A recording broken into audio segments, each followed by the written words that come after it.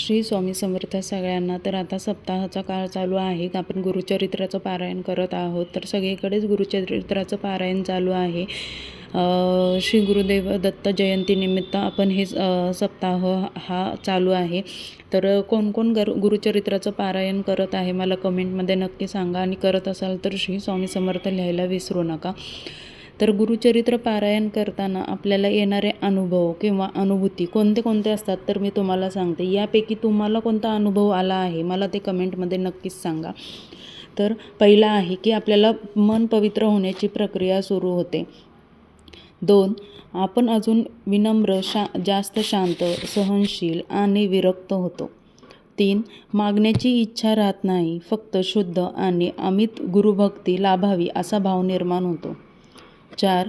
विनम्रता आणि पराकोटीची भक्ती असेल तर गुरुकृपा व्हायला वेळ लागत नाही, याचा अनुभव येतोच. 5. हे चरित्र वाचन आणि आपली उन्मन अवस्था अशीच राहावी, संपूनीच असं वाटत असतं. 6.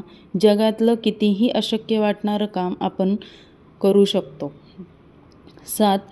असह्य आजार बरा होऊ शकतो आणि वाईट परिस्थितीतून क्षणार्धात बदलू शकते असा आत्मविश्वास मनात निर्माण होतो.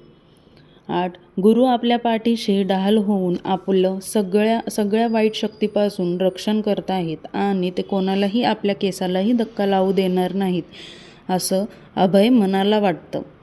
9. गुरूंच्या लीलेने व मन शुद्ध होण्याच्या प्रक्रियेमुळे प्रत्येक कथा व अध्याय वाचताना डोळ्यातून घळाघळा अश्रू वाहू लागतात. 10.